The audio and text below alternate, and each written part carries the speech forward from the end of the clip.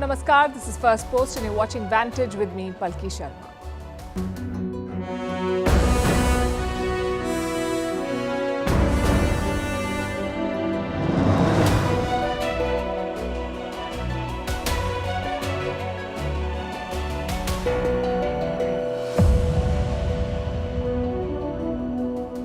Welcome to the last edition of Vantage in 2023. For us, it was the biggest highlight of the year. We launched the show and you supported us. We cannot thank you enough for the viewership and the constant feedback. It keeps us motivated and on our toes. We had a great year thanks to all of you, and we hope this relationship gets stronger in the year ahead. 2024 will be shaped by many things. Artificial intelligence will be one of them. We saw the possibilities this year, and the job losses, they will continue. Google could fire some 30,000 workers as it switches to AI. The India-China relationship shows no sign of improving. Now, Beijing is accusing New Delhi of double standards on terrorism. If it sounds absurd, it is. We'll explain. The Red Sea threat is serious. It may be hitting India's rice exports. We have the numbers. In the US, Donald Trump is being disqualified from election in another state. Is this a free and fair election then? What is a British warship doing in a territorial dispute between Venezuela and Guyana? What were the big wins for Indian diplomacy this year? Why has Turkey announced a wage hike of 49%? What's a youthquake? Can Africa cause the next one? What's extreme food?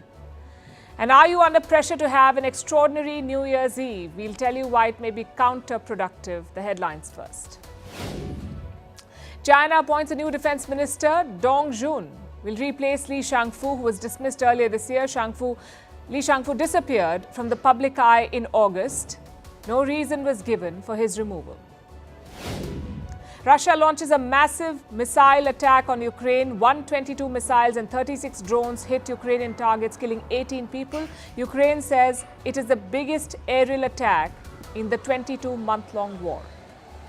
Vietnam's economy slows down in 2023. The economy grew by around 5% this year, falling short of the government target of 6.5%. The sluggish growth is mainly due to weak demand for exports. Nepal blames pilot error for the January plane crash that killed 72 people. New report says pilots ended up cutting power by mistake. The January 15 crash was Nepal's deadliest plane crash in 30 years. The US will keep its legal border crossings with Mexico open. The decision comes after US Secretary of State Antony Blinken met Mexico's president. The two countries will work on stemming the unprecedented migrant influx. Nearly 10,000 people are crossing into the US every day. And a century after his debut, Mickey Mouse will go public on the 1st of January. Disney's copyright on the first Mickey Mouse ends after 95 years. This opens the doors for potential remakes, spin-offs, and adaptation. We began 2023 with a question: will artificial intelligence take our jobs? And we end 2023 with the same question. No answers though. Experts and corporate bosses are non-committal. They won't say yes or no, but their decisions reveal a clear trend. Just look at Google. Reports say the company is planning to reduce its workforce, basically fire people. And how many jobs are at stake? Around 30,000. That's a big number, 30,000 jobs. Google only has around 170,000 employees, so 17% of them could be fired. And what's the reason? Artificial intelligence. Google wants to use AI in its daily operations, especially in two fields. One is the ad sales department, and the second is customer support. Now, the ad sales is a very important department. In 2020, Google Ads made around $147 billion in revenue. $147 billion. That was 80% of the company's total inflow. Then why the layoffs? Because Google thinks AI can do a better job. This year, they launched an AI-driven ad program. It's called Performance Max, and the results are good. Businesses that use this program reported 18% more conversions, meaning more people visited them thanks to the ad. Last year, without AI, it was 13%. So clearly, AI helps. Same with customer support. Whether it's handling complaints or asking for reviews or seeking feedback, AI seems to be much more efficient. And Google did warn about this. In January, they laid off 12,000 workers. They said the company is refocusing, whatever that means. But Google is not alone. AI has taken hundreds of thousands of jobs in 2023. Like at IBM, the company plans to replace around 8,000 workers with artificial intelligence. Paytm fired close to 1,000 workers. Again, AI was cited as a reason. Apparently, Paytm is using AI to do repetitive tasks. Another Indian example is Dukaan. It's an e-commerce platform. This year, Dukaan replaced 90% of its support staff with AI, 90%. And 2024 will be more of the same. Take a look at what a US survey found. 44% companies say some jobs will be replaced by artificial intelligence. 37% say AI has already taken jobs. So forget existential threats and Terminator problems. This is the real risk from AI, the risk of jobs. Studies say AI could take millions of existing jobs. At the same time, it will also create millions of new ones. So the question is, what should you do? How can you prepare for these new jobs? If you're in school or college, it's time to think, do some research, get advice from industry experts, basically figure out a strategy. And I'm not saying don't follow your dream, but see if that dream will be gobbled up by AI. Many colleges have already started adapting. For example, IIT Bombay. It has made AI and data science mandatory for students. So clearly things are moving in one direction. Make sure you are not moving in the opposite one. But what if you're already in the workforce? What do you do then? Well, then the old mantra still stands. You have to keep updating your skills, learn new techniques and methods, acquire more knowledge, keep researching and learning. Only then can you remain relevant. You can't depend on companies to protect your jobs from AI because they won't. Just look at Google. It makes around $14 billion in profit every year. That's $56 billion annually. And I'm talking pure profits, not revenue, $56 billion. Yet it's firing 30,000 workers. Can Google afford to keep them on? Of course they can. It's one of the richest companies in the world. But it won't, because that's how companies function. So in 2024, we need a reset. Every stakeholder needs to review where they stand. Parents, teachers, schools, companies, headhunters, all of them. Because AI is coming for some of our jobs, and nobody can say there wasn't a warning. Our next story is from China. It's about India. China is accusing India of double standards. On what? Terrorism. Listen to this. Terrorism is humanity's common enemy. China firmly opposes double standards on counter-terrorism. To support and use terrorist groups and let them thrive out of one's selfish interests at the expense of international and regional security benefits no one and will only backfire. China stands for strengthening counter-terrorism cooperation among all countries to jointly fight all forms of terrorism. It's a bit rich coming from China, a lecture on terrorism and regional security, especially when you consider China's source, Pakistan, a state sponsor of terror and a safe haven for terrorists. And here's what triggered this statement. A Baloch activist in Pakistan surrendered this month. And he's said to have made a claim that he was funded by India. That's what he claimed, that he was funded by India. He said, India is fueling the Baloch insurgency. No proof was presented. And this was a statement made in Pakistani custody after he surrendered. Now, China is presenting it as the gospel truth. It's a convenient argument. Blame India for the troubles of Balochistan while giving cover to Pakistani terrorists, because that's what Beijing does. It has a long history of doing this. You may remember the Masood Azhar case. India wanted him listed as a global terrorist. It repeatedly raised the case at the United Nations, but China kept blocking it. They blocked the listing in 2009, then again in 2016, and then again in 2017, before finally agreeing in 2019. So China gave cover to Masood Azhar for a decade, and this was just one case. In 2022, China blocked the blacklisting of two terrorists. Hafiz Talha Saeed, the son of Hafiz Saeed, the mastermind of the 2008 Mumbai attacks, and Shahid Mahmood, another member of the Lashkar-e-Toiba. China blocked a listing this year too of Sajid Mir. He too was involved in the Mumbai attack. So 3 terrorists in 2 years protected by China, and China shields Pakistan in other ways as well, like at the FATF, the Financial Action Task Force, the Global Terror Financing Watchdog. In 2018, Pakistan was grey-listed by the FATF for failing to prevent money laundering and terror financing. Pakistan stayed on this grey list for 4 years. It was finally removed in 2022, and for those 4 years, China protected Pakistan. It helped them stay out of the blacklist. Basically, Pakistan's terror factories get an insurance from China. And now this alliance is expanding. Pakistani terrorists are also said to be getting weapons from China.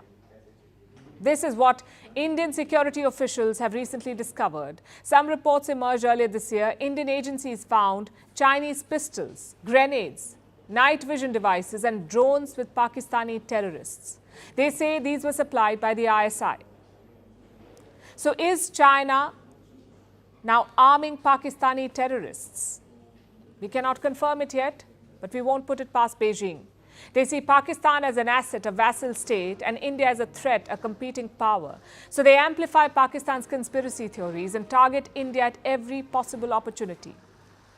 Beijing's diplomatic statements are getting sharper. This week we told you about it, the smear campaign of Chinese mouthpieces. They're calling India the graveyard of foreign companies. Why? Because Chinese phone maker Vivo is under investigation in India. I'll give another example. Recently, India held naval drills in the Philippines. An Indian warship had sailed to Manila. The drill happened in the South China Sea and Beijing did not like it. This week, the Chinese military issued a statement. It said they saw the reports about the drills and they should not hurt regional peace and stability.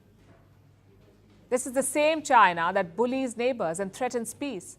It has been harassing the Philippines, ramming into their ships on the high seas. But a simple military drill has upset them. We say this is what double standards look like. And now let's talk about the Red Sea crisis. India is voicing its concerns once again. This time, India's Commerce Minister has made a statement. That's Piyush Goyal. He is assessing the impact of the disruptions. The full picture is yet to emerge, but the minister has shared an early assessment. These disruptions could have hit India's rice trade.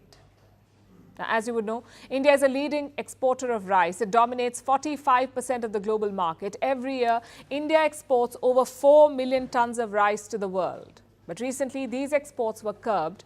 The government wanted to keep domestic prices in check. Inflation has been high and the harvest has been below expectations this year. So India is already exporting less. And now the trade routes are disrupted. Exporters have pending orders. They have to supply rice to Europe and West Asia. The size of these orders is large, around 500,000 tons of rice. The contracts are already in place, but the challenge is transportation. How do you get it there? India has also deployed the Navy for protection. 3 warships are stationed in the Arabian Sea. New Delhi has guaranteed the safety of routes. But exporters still face rising costs. When the Houthis began attacking ships, it led to logistical problems and safety concerns. Shipping companies jacked up prices. And this is playing out on different levels. The first problem is getting a ship. Some companies are not operating their ships. This includes names like Euronav, Evergreen and Ocean Network Express. They asked their ships to avoid the Red Sea, sail to safer waters and wait for further instructions. When the attacks began, 8 out of 10 major ship owners halted operations. They refused to send their ships to the Red Sea. One of them was Maersk, a leading logistics company. Its ships have recently returned to the Red Sea. Others are yet to follow suit. So with fewer ships operating, exporters have fewer options to choose from. And this shortage is driving up costs. That's the second problem. If you're an exporter and you somehow manage to get a ship, chances are you'll be paying a premium. So the overall cost of transportation has shot up. Supply chains are in disarray. Instead of halting operations, many shipping companies chose to reroute their ships. So these companies are still operating, but the ship owners are taking longer routes. This takes more fuel and more time. As of Wednesday, over 300 vessels have switched routes. Earlier, they took the Red Sea route and traveled via the Suez Canal. Now they're going around Africa. So a ship going from Asia to Northern Europe will end up paying $1 million extra for fuel. That's the price for every round trip, $1 million extra. So everyone is feeling the pinch here. Even the leading retailers, the likes of Walmart, IKEA, Home Depot and Amazon, these companies depend on supplies in China. The movement of goods has been disrupted. The supplies are scrambling. Indian exporters are in the same boat. And the inflated cost of shipping is being passed on to the consumers. Reports say rice exports from India could get more expensive. The cost of basmati rice could increase by 15 to 20%. What about the products that India imports, like oil? They too are vulnerable. Oil prices shot up by 2% this week. Last week, they rose by 3%. And higher oil prices will affect inflation numbers in India and elsewhere. That's how sensitive the global markets are. The longer this crisis drags on, the greater the risk to the economy. Another twist in the US presidential race, this time from the American state of Maine. It has disqualified former President Donald Trump, the second American state to do so. The first one was Colorado. It barred Trump last week. Now it's Maine. So Republican Party voters in the state may have to choose someone else. Donald Trump will not be on the ballot list. It's not certain yet, and that's for two reasons. First, the order has not come into effect. And second, it can always be challenged in a higher court. Let me explain. Every American state works differently. In Maine, the Secretary of State gave the order, but she has deferred its implementation. It will only come into effect when the courts give a go-ahead. Meanwhile, Donald Trump can always challenge the order. He has 5 days to appeal. If the court rules against him, he'll be disqualified. So as of today, he's not out of the race, technically. And then there is the US Supreme Court, the country's highest court. If it rules that Trump can contest, then no state will have the right to disqualify him. An order from the top court can stop all these individual state challenges. You know how many challenges there are? 30. Trump's candidacy has been challenged in 30 American states, and the rest could follow. So a Supreme Court judgment would put an end to all of this, one way or the other. And on what grounds do these states want to disqualify Trump? The insurrection clause. This is about Trump's role in the US Capitol riots, what happened on the 6th of January 2021. Hundreds of Trump supporters stormed the US Capitol. There was a riot. Critics believe Trump orchestrated it. And that counts as an insurrection. They believe Trump tried to incite an insurrection and a violent uprising against the state. So he should be barred from contesting for public office. That is the insurrection clause. This amendment was added in 1868, after the American Civil War. The purpose was to prevent members of the losing side from regaining power, to handicap leaders from the American South. That was the original idea. The insurrection clause was not added thinking about modern US politics. But the clause still exists, and so the US Constitution prohibits insurrectionists from standing for the presidency. Donald Trump has thus been barred from contesting in Maine's Republican primary election. He was disqualified by the Secretary of State in Maine. She's a Democratic Party member, and he was disqualified by her, not by a court. But the decision is still on hold until a court ruling, like I said. In Colorado, it was the other way around. The court disqualified Trump, but it's waiting for the Supreme Court to take the final call. So both the states are pushing this through the legal route, perhaps to put pressure on the US Supreme Court to take a stand. So far, the Supreme Court has been dragging its feet. Most American courts have. It seems like no one wants to rule on the insurrection clause. Modern democracy is about people electing their leaders, and many feel that unelected judges should not have a say in this, which makes sense. But now that the legal challenges are being made, the state courts seem to be trying to avoid this responsibility. Everyone is looking for someone higher to blame. And that will be the US Supreme Court. And while all this drama unfolds in America, let's zoom out a bit. Look at it from an outsider's perspective. We see a country going to polls, an incumbent president with only one viable challenger and a solid challenger. Suddenly, his name is taken off the ballot in 2 of the president's strongholds. And in one case, a member of the ruling party removes the opponent. They call him a security threat. What does this sound like? A shining example of Western democracy or some sort of banana republic?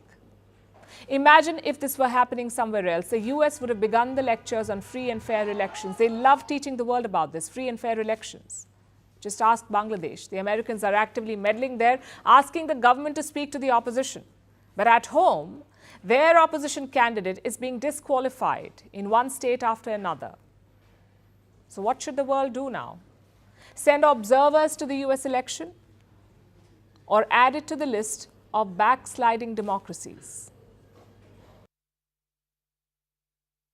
Now let's look at more chaos in the Americas. Venezuela and Guyana are neighbors. They're locked in a territorial dispute. The situation has been escalating and now a British warship has entered the picture. The UK has sent the warship to support its former colony, Guyana. In response, Venezuela has rallied its armed forces. President Nicolas Maduro is livid. Thousands of troops are preparing for drills for land, air and sea operations in the Eastern Caribbean. It's a grand show of force. Maduro's answer to what he calls the decadent former British Empire. His words. Here's a report. So today we have issued a statement of condemnation, of rejection, in which Venezuela reserves all constitutional actions within the framework of international law to defend our territorial integrity, our waters, our Atlantic and our national sovereignty. Venezuela's President Nicolas Maduro is ready for action. He has put on his wartime baseball cap. He's mobilizing his forces, preparing them for war against an existential threat. This is why I have ordered the activation of a joint action of the entire Bolivarian National Military Armed Forces over the Eastern Caribbean of Venezuela, over the Atlantic facade, and a joint action of a defensive nature as a response to the provocation and threat of the United Kingdom against the peace and sovereignty of our country. That mighty threat is apparently the United Kingdom. Not the US, but the UK. How did this happen? How did the British become a threat to Venezuela almost a century after their glory days? Guyana has privately ratified that it will host the threatening ship from the decadent former British Empire.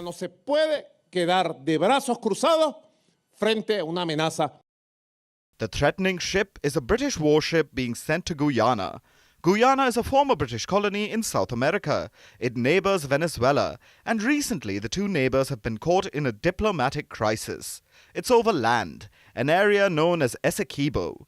Essequibo makes up almost 3/4 of Guyana. The area is rich in resources, including oil. It has been governed by Guyana for decades, but Venezuela claims the entire region for itself. It says Essequibo was stolen by the British all the way back in the 1800s, and Caracas has tried to take the region back diplomatically for years. But this year, Maduro got tired of waiting. Instead, he held a referendum. He asked his citizens if they should just start handing out Venezuelan passports to the people of Essequibo. He asked his citizens if they should just start handing out Venezuelan passports to the people of Essequibo. And almost 100% of the people voted yes. Those who showed up to vote anyway. The voter turnout is disputed. Maduro and his allies say that over 51% of eligible people voted. His opponents say the turnout was about 10%. Not really a thumping endorsement for his cause. But nonetheless, Maduro has decided that Essequibo is of high priority.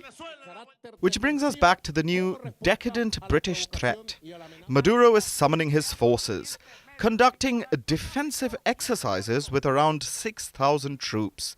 That will surely deter the British nautical threat lurking around the Guyana coast. And what is this threatening British warship? The dreaded HMS Trent. Can it carry ballistic missiles? No. Combat aircraft? Just a helicopter and some drones. A legion of troops then? Well, about 50 people at best. So then why is Maduro mobilizing 6,000 troops to challenge this patrol boat? Perhaps he has other intentions. He may be looking to galvanize his supporters. Unite the country in the face of a foreign enemy. But the thing is, the decadent former British Empire doesn't really scream death and destruction these days, especially not when they're sending a patrol boat to look tough to their former colony. So Maduro is really clutching at straws as he tries to create an existential crisis. Last show of the year, so it's time for a roundup. How was 2023 for Indian diplomacy? There's a lot to pick from. Multiple foreign visits, a lot of multinational summits, also some raging controversies. But we've picked 5 major themes and events. Number 1, of course, is the G20 success. It was India's first time presiding over the G20, so New Delhi brought its own flavor. It took diplomacy beyond the government offices in New Delhi. The G20 became a people's movement. Some 200 meetings were held in 60 cities. The main event was the Leaders' Summit in September. A lot was riding on India. Vladimir Putin could not make it. Xi Jinping decided not to come. And the West and Russia refused to agree on anything, so a joint statement looked impossible. In fact, the previous minister-level meetings did not have a joint statement. But when it mattered, India pulled it off. A consensus was reached in a divided world. Another G20 success was expansion. India championed the entry of a new member into the G20. That's the African Union. With one move, India announced itself as a champion of the global south. I mean, the pictures were telling. Prime Minister Modi embracing the African Union President, Xi Jinping not even in the room. So the G20 was a big hit, and so was hashtag Melody. People couldn't stop talking about Prime Minister Modi and Italian Prime Minister Giorgia Meloni. They clearly have a great equation, one that the internet also appreciated. But the high did not last long. Just days later, Justin Trudeau dropped a bombshell. Canadian security agencies have been actively pursuing credible allegations of a potential link between agents of the government of India and the killing of a Canadian citizen, Hardeep Singh Nijjar. Trudeau accused India of killing a Khalistani terrorist in Canada. His name was Hardeep Singh Nijjar. Just one problem though, Trudeau had no proof. And soon things got ugly. Canada ousted India's intelligence officer in Ottawa. New Delhi responded in kind. It also asked Canada to pull out 41 diplomats from India. Now, the reaction to this has been mixed. The West has not pointed fingers at India, but they have asked India to cooperate. So the idea is to manage things in a low-key manner. Not sure Trudeau got the memo, though, because months later, he's still on the same path. No proof, more allegations. Which brings us to the third theme, India-US relations. It's been an interesting year for New Delhi and Washington. The first half was a fairy tale. In the month of June, Prime Minister Modi visited Washington. Biden had invited him for a state visit. There was a private dinner, a gala dinner, a bilateral and a White House welcome. The Prime Minister also addressed the US Congress. So all in all, a great visit. The biggest takeaway was probably the jet engine deal. The US and India have decided to make jet engines together. Why is this important? Because jet engines are crucial tech. The US normally does not share it with others. So a joint project with India is a big deal. But after this high came a dampener. In late November, the US government charged an Indian national, Nikhil Gupta, accused of plotting to kill a US-based Khalistani. The charges also mentioned an Indian government official. This time, New Delhi ordered a probe.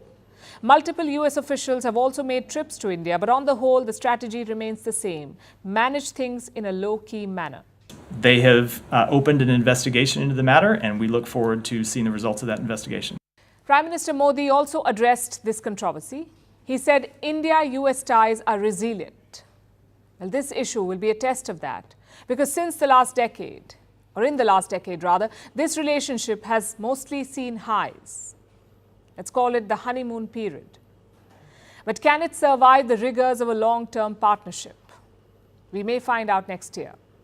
Now, theme number 4, New Frontiers. In January, Egypt's president was chief guest at India's Republic Day. His name is Abdel Fattah al-Sisi. Then in June, Modi traveled to Cairo. It was the first visit by an Indian Prime Minister in 26 years. Now, this relationship itself is old, India and Egypt. But in the last decades, it lost momentum. The idea is to revive it. Egypt is a major African buyer of arms. It's reportedly interested in India's Tejas fighter jet. And before Egypt, Prime Minister Modi also visited Papua New Guinea. Again, new frontier because the Pacific is not India's traditional sphere of influence. This visit also went viral for this gesture.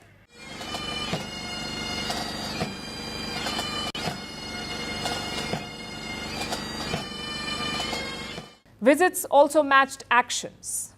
In the month of May, India held its first ever joint drill with ASEAN in the South China Sea. Now, ASEAN is a multinational bloc in Southeast Asia. Most ASEAN members have territory disputes with China. Another new frontier was Greece. Prime Minister Modi visited the country in August. It was the first such trip in 40 years. Greece is a key part of the proposed trade corridor between Europe, West Asia and India. So in hindsight, it was a strategic choice. Now finally, number 5, the news that came in yesterday, Qatar decided to cancel the death penalty of former Indian sailors. 8 of them are in prison. They've been accused of spying on Qatar's military, and that too reportedly for Israel. Now, if you know Qatar, that's a suicide mission. But New Delhi pulled through. Prime Minister Modi spoke to Qatar's emir at the COP28 summit. Indian diplomats were constantly offering consular support, and yesterday the good news came. It's not a big bang success like the G20, but it's proof of mature and behind-the-scenes diplomacy. India will need that going forward. So looking back, 2023 was a good year in diplomacy. The highs clearly outweigh the challenges. Let's see what 2024 brings.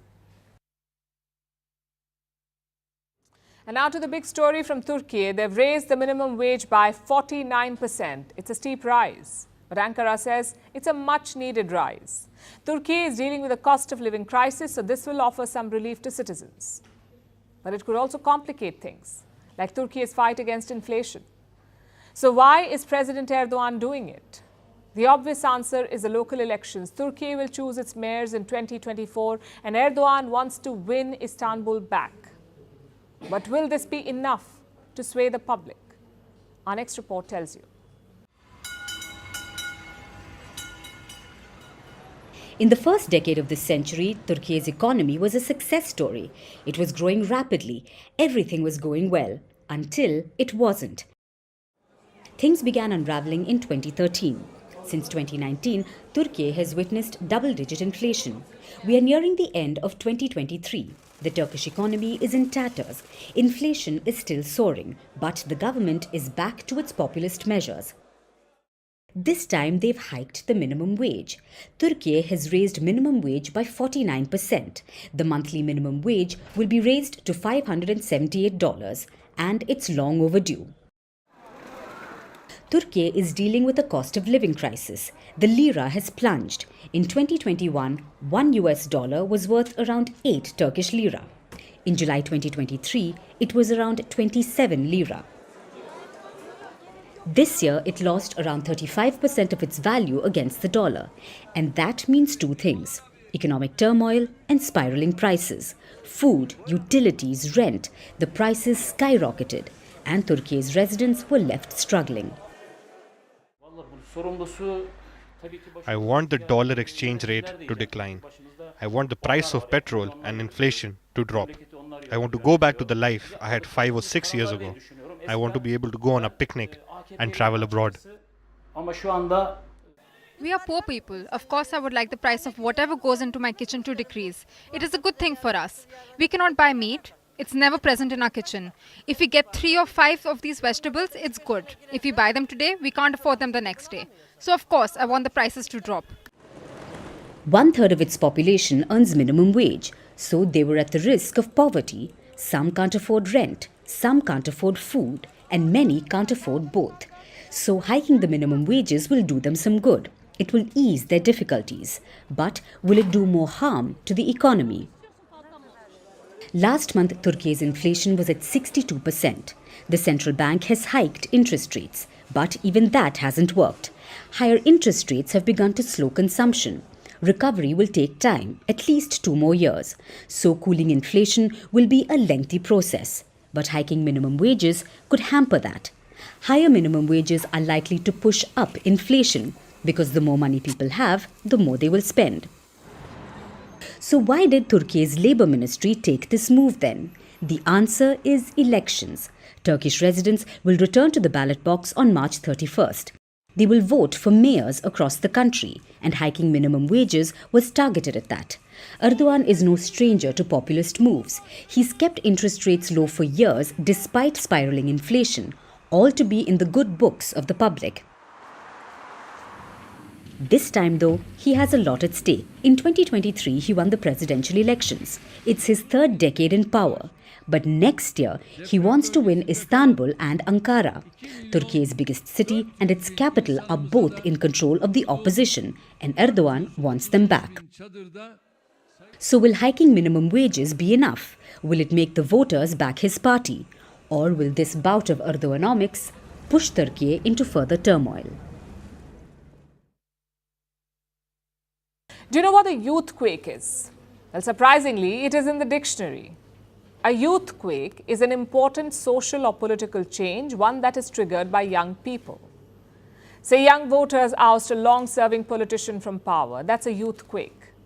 Many experts say a global youthquake is coming, and its epicenter is Africa. Most of the world, especially richer nations, are getting old. Meanwhile, Africa is young as ever. Just look at these numbers. The median age in Africa is just 19. Here in India, it's 28. In the US and China, it's 38. So clearly, Africa has an edge. By the next decade, Africa will have the largest workforce in the world. It will overtake India and China. By the 2040s, 2 out of every 5 children born will be African. By the 2050s, 33% of young people will be African. That's between 15 and 24 years of age. Around the same time, Africa will make up 25% of the total population, meaning 1 in 4 people in the world will be African. Now, I know that's a lot of numbers, but the big takeaway is this. The rest of the world will get old in this century. Africa will not. It will have a young, vibrant population by the 2050s. But can they cause a youthquake? Depends. For starters, we can't look at Africa as a monolith. Most Western experts tend to do that. But the fact is, Africa has 54 countries. Each of them has a different culture, a different demography, different leadership and resources. So their fortunes will also be different. Secondly, having a large population is not enough. Can you skill and educate them? Can you give them jobs? Well, the first part is okay. Around 44% of young Africans graduated high school in 2020. It was just 27% in the year 2000. What about health? Again, there is improvement. Africans have added 10 years to their life expectancy. It's gone from 46 to 56 in 20 years. Life expectancy, the global average is 64. So those stereotypes that you see on TV are not true. Africa has come a long way. Having said that, one problem still remains, and that is the problem of jobs. Consider South Africa. It's one of the biggest economies on the continent. But look at their unemployment, more than 30%. 1 in 3 South Africans do not have a job. So you can imagine the situation elsewhere in Africa. I guess it's all about policy. They have the resources, they have the young population. They also have a steady line of investors. China, Europe, Russia, the US, all of them are ready to put money in Africa. It's all about seizing the moment. But I must say, all this talk of the 2040s and 2050s raises a different question. That of Gen Z. People born between 1996 and 2010, that's Gen Z. Anyone, if anyone, can cause a youthquake. It is Gen Z. Today, they're the punchline to every joke. They make reels, they live a carefree life, but they're also very vocal. What would a world run by Gen Z look like? It's an important question. Globally, the average age of lawmakers is 50. So by 2050, Gen Z will be in charge, running parliaments, making laws, and soon enough, running countries. And what will that look like? Well, we don't have a crystal ball, but we do know the defining characters of Gen Z, like crazy high expectations, the need for instant results, shorter attention spans, fearless but often uninformed opinions, and finally, the need for validation. Now, I know what you're thinking. That sounds like a spoiled child. But that's also what generational change looks like. If you ask someone who lived in the 1940s, they will say they had it rough. A world war, fights for independence, nation building. Compared to that, life became easier in the 60s, 70s, and 80s. Same thing now. Life is easier today than in the last century. As a result, expectations are sky high. There is no appetite for struggle, it seems, no tolerance for difference of opinion, and no patience to wait for results. Is that good or bad? I'm afraid the jury is still out on that. Every generation finds a way to survive and thrive. I'm sure Gen Z will do the same. But in politics, they may have some trouble. Because here you need different attributes. Low expectations, a very thick skin, and of course, a lot of patience. Some political investments take decades to bear fruit, like the recent Arab-Israel normalization process, or the new momentum in India-US relations. Can Gen Z replicate things like that? Well, even if they can't, one thing is guaranteed: it will be entertaining.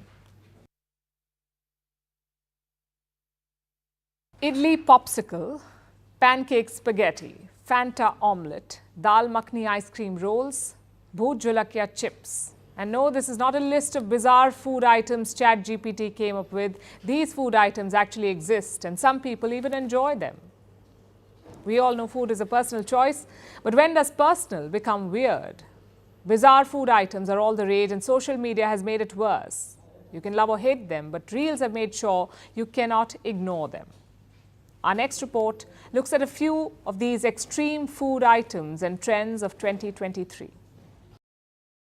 Culinary curiosity is great. It's how great dishes are made.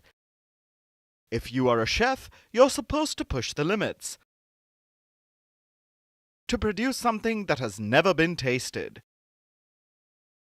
But when does it go too far? When does your culinary marvel go from avant-garde to bizarre? Like this Fanta omelette. Yes, you heard that right.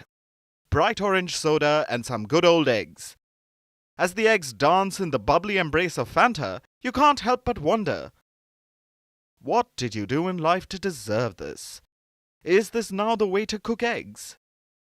And while you struggle with self-doubt, why not try some ice cream? That always soothes the soul, right? Or will it? If your mother ever complained about you not having enough dal, that's lentils, this will become her new favorite dish, dal makhani ice cream rolls. Buttery dal turned into a frozen treat.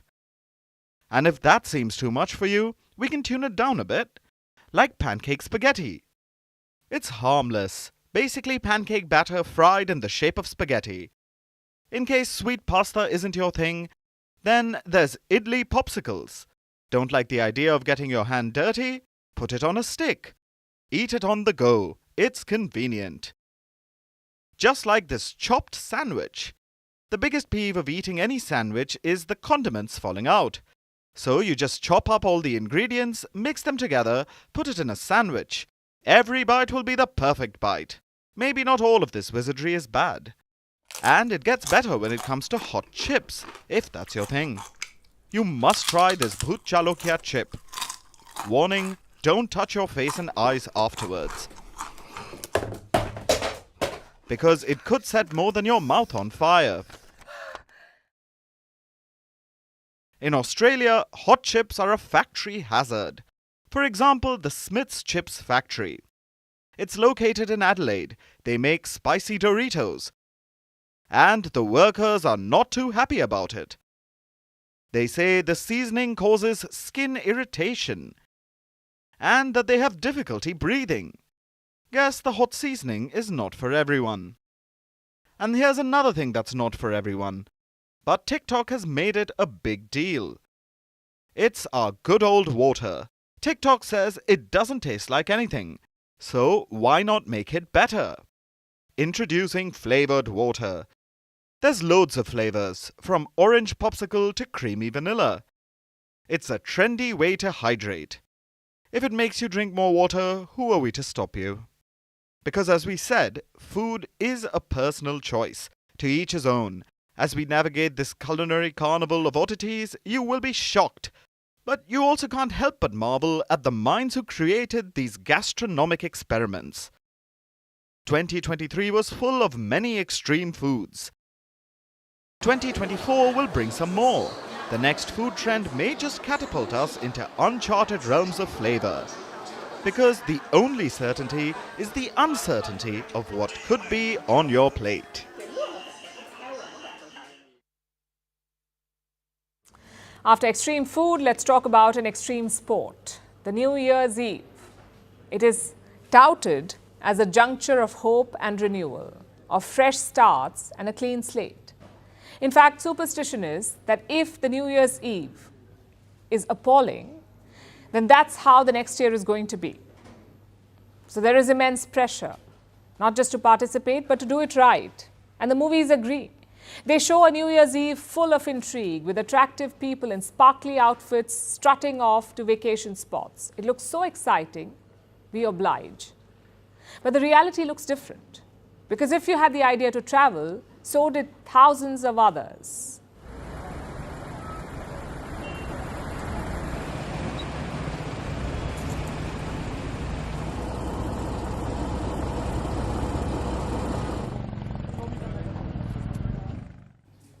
This is what Indian hill stations look like right now. Manali is one of the worst hit. Over 65,000 tourists entered the hilly town just on Christmas Day. 65,000 people. They began their long vacation by causing a traffic nightmare.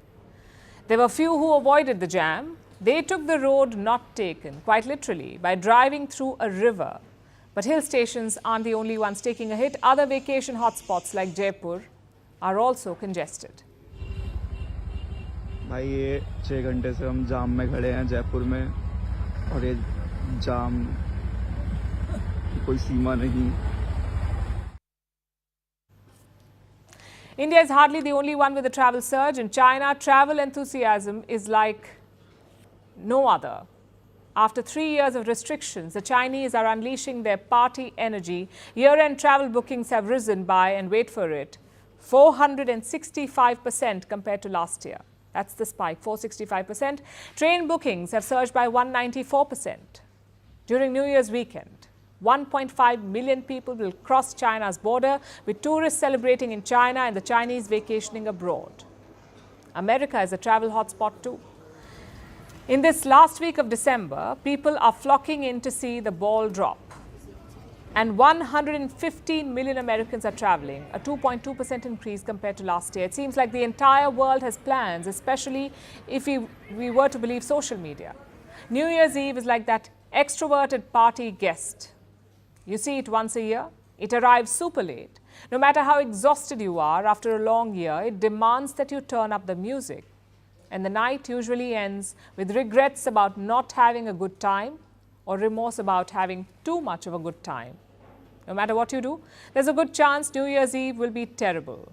According to a 1999 study, the harder people try to make New Year's Eve fun, the more dissatisfied they are. Study after study underscores this concept. Forcing yourself to be happy is the surest way to be miserable. The pressure to have a good time is so huge, the end result is usually underwhelming, if not downright depressing, which makes sense. The newness we hope for is only ours to construct. January 1st is just a number after all. And it's not everyone's number of choice either. The Chinese New Year is in February next year. Ethiopians will celebrate theirs in September. Many Muslims will celebrate it in July, and in India, a New Year is celebrated on 9 different dates due to the cultural diversity. Not just the date, but the manner of celebration differs too. Many Indians light lamps, the Danish smash plates, Brazilians eat lentils, the Spanish eat grapes, and South Americans walk with empty suitcases. So before you welcome new beginnings, here's some food for thought. This New Year's Eve, allow yourself to do what you want, travel or party, only if you want to. But also know that there's nothing wrong with a low-key ceremony at home. Call it an early night. Or if you're a parent, argue about bedtime with your children till midnight. And if that doesn't cut it, smash plates, eat grapes, or light a lamp. Whatever works for you. But most of all, take off the pressure. A New Year's Eve is as much about renewal as it is about changing digits from 2023 to 2024. And if that is all the change that you want to celebrate, you do you. And now it's time for Vantage Shots, images that tell the story. In London, a plane made a bumpy landing at the Heathrow airport due to strong winds. In California, rough waves battered the coast, damaging cars and injuring people. And in New York, people said good riddance to 2023 by burning their bad memories. Finally, we're taking you back in history. On this day in 1940, London witnessed its most devastating air raid during the Second World War. German aircraft dropped thousands of bombs on London's city centre. This raid caused the second Great Fire of London. Thousands of houses were engulfed in flames. We're leaving you on that note. Thanks for watching. Have a happy new year. We'll see you again in 2024.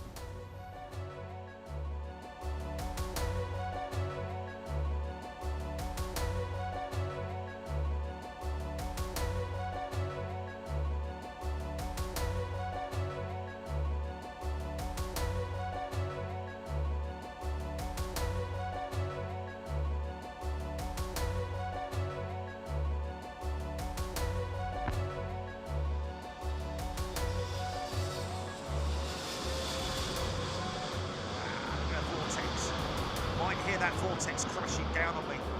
Listen to it. It's over the top of me now. Oh! Oh! Oh! Oh! Oh! Oh! Oh! Oh! Oh! Stop it! Oh! Oh! Oh! Stop! Stop that! Stop that! Oh! Oh my God, mate! Now you tell me those pilots weren't like, oh, flipping it! Hold on a minute! Oh my goodness me, how we did not go around, I just didn't do it.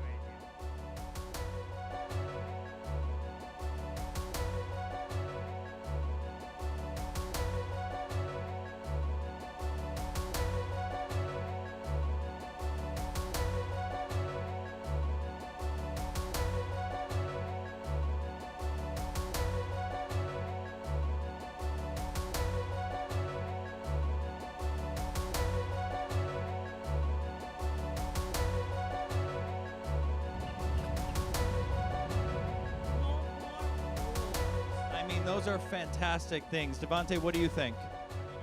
Everybody can agree, no more war. Let's say goodbye to it. Here we go. 3, 2, 1, and it's gone. You know what? We should say goodbye to 2023, right? We are saying goodbye to 2023 for Good Riddance Day here in Times Square. Devante, make 2023 disappear. Wow. And boom, just like that, it's gone. Give it up for Devante in 2023's Good Riddance Day.